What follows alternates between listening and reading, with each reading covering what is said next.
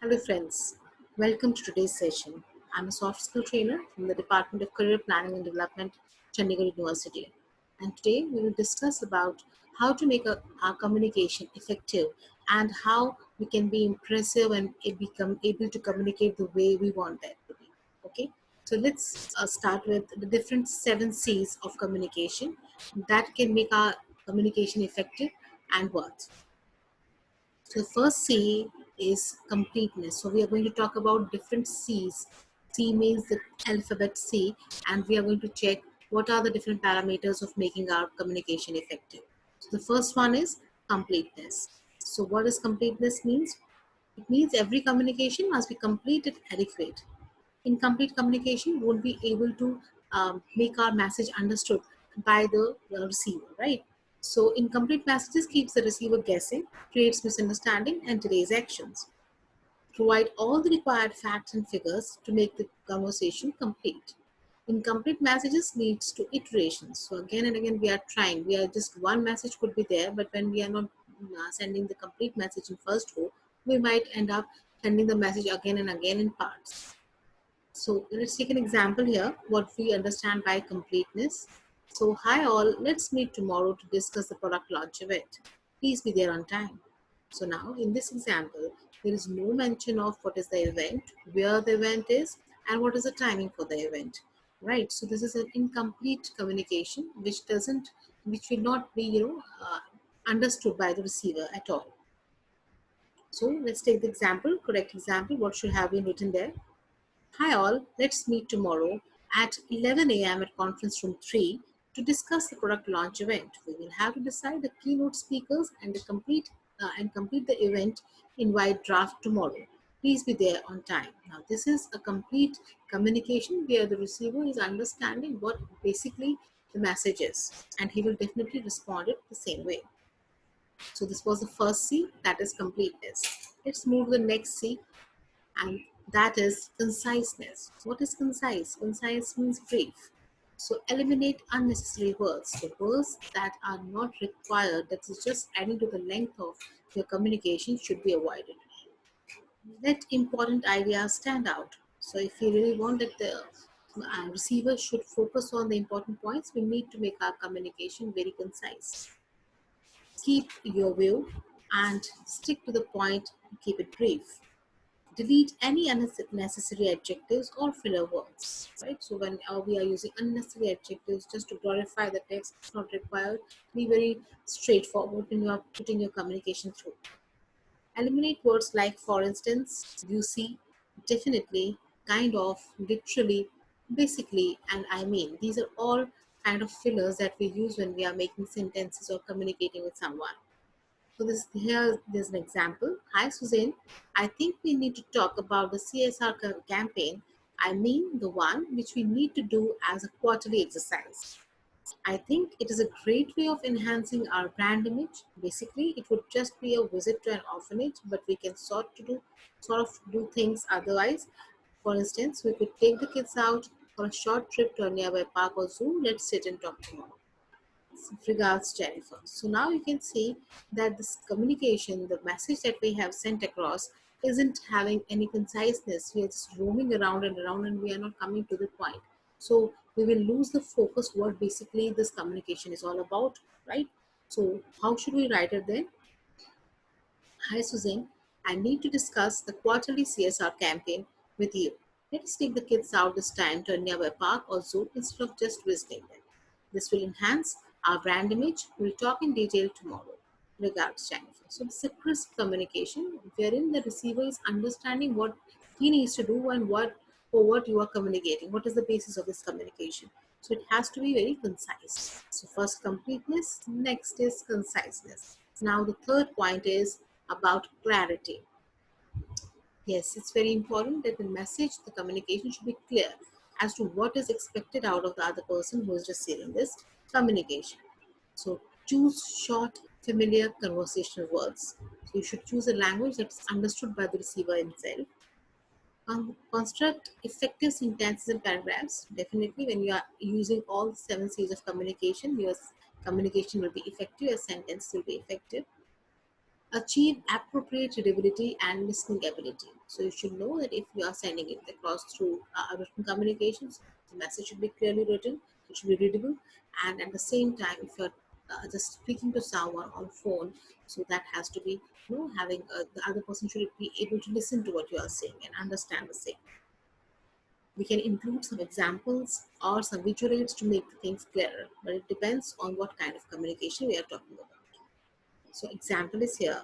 I would like to talk to you about the new client's project which the engineering team had discussed yesterday. I might need the help of John from your team. Regards, Kevin. Now in this we can see there's no clarity on what basically they are going to discuss tomorrow. So now let's take an example, the correct way of dealing with the same situation.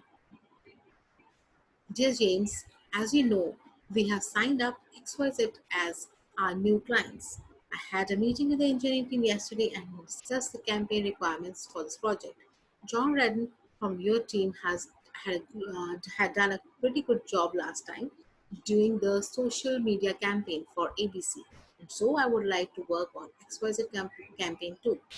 Would you be available sometime tomorrow to discuss this further? So now everything is very clear, like why we are meeting, right? Why we are choosing a particular person for this project, and and at the same time we are asking for the availability of the other person. So this is more courteous. So this is the way we should, put our communication through. So the three C's we have covered is one is completeness, then is conciseness, and third is clarity. Next is correctness. So it's very important that the communication you are just sending across should be correct. It should not be vague, right? So use right level of language and accuracy of facts, figures, and words. So what if you are supporting your communication with some facts and figures, that has to be correct. We cannot just give a random or any guess idea when we are communicating with someone. Address people the right way and spell their names correctly. It is very important that we should address the people correctly. So many times there's a hindrance in the communication, or it acts as an obstacle in an effective communication. If we don't know the name of the other person we are addressing to, or we are mispronouncing his word. Avoid grammatical mistakes. Definitely, yes. If it is about written communication, you need to be extra cautious, and if it is about your speaking communication, you are verbally communicating with somebody, even then we have to be very cautious. Ensure that the reader has sufficient knowledge and education to understand the technical terms used in your communication. So definitely, yes, we should understand what kind of audience we are going to get, what kind of receiver I'm going to get. Accordingly, I have to choose my language and the technical terms that can be understood by the other person, right? Incorrect information may lead to loss of credibility. So if you are going to give some incorrect information, the other person will lose his trust on you. So please don't do that. So an example here, dear David, further to our conversation today, I am attaching the plan for the first stage of the project. Hope 1 week deadline is okay with you and your team. Regards, Sally.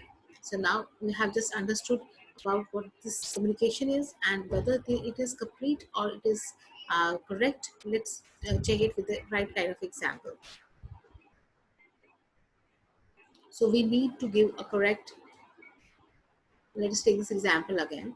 So, dear David, further to our conversation today, I am attaching the plan for the first stage of the project.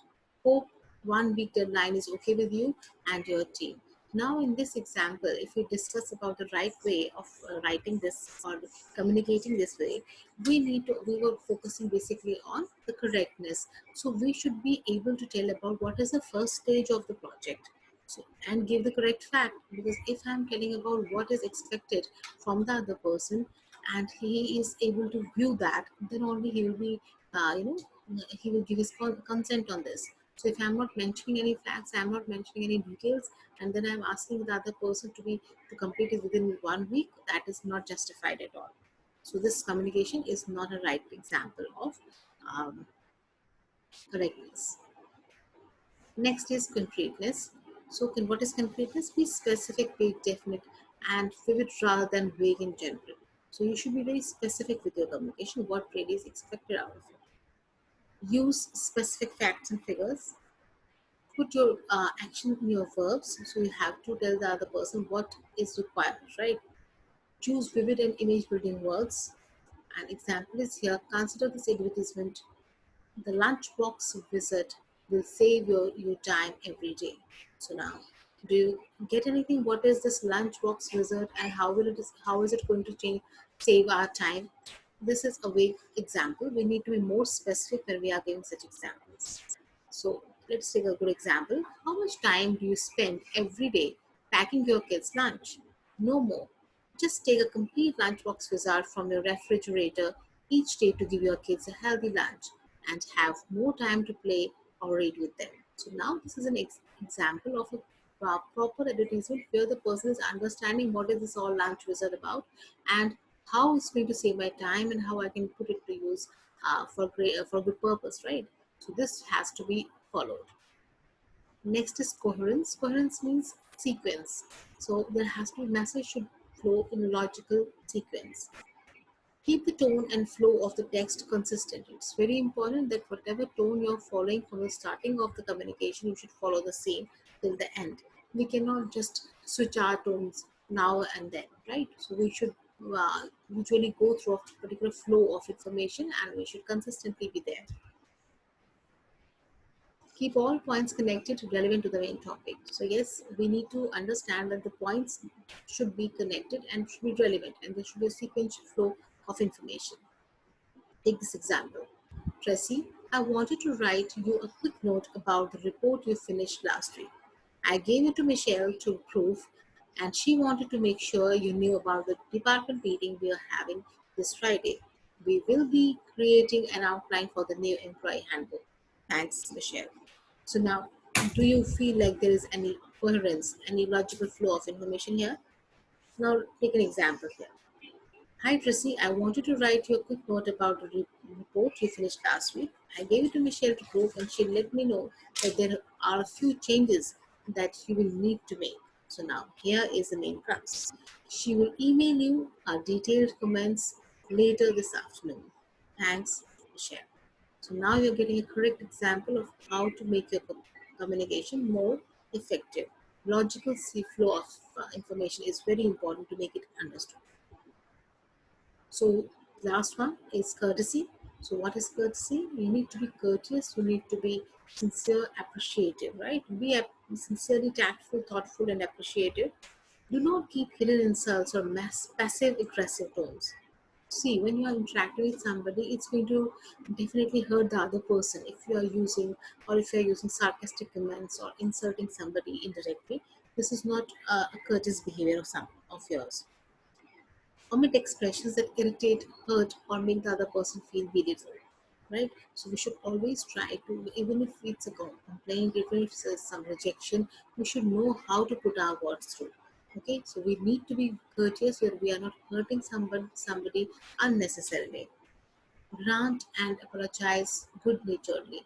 So you can grant apology or you can apologize, whatever the case is, and do that very naturally. Don't show off, okay, as if you are doing a favor to somebody if you are, just granting him an apology. Example is here. I really do not appreciate how your IT team ignores the requests of my team alone. My team is an important function in this organization too, and we have our own IT requirements. Can you ensure that your team responds promptly to my team's requests here on? Regards, Stanley. So now look at the tone of this message, how it is disrespectful to the person being addressed to. Now, the same could have been written in a better way, and we could have not even heard the other person and get our things done as well. So, this is the right example. Hi, Drew. I understand that IT team is swamped with work and gets requests from every department of the organization. My team, however, is working on a high priority project, and I would greatly appreciate if you could ask your team members to respond to my team's queries promptly and help us complete this project on time. Please do let me know if you need anything from me.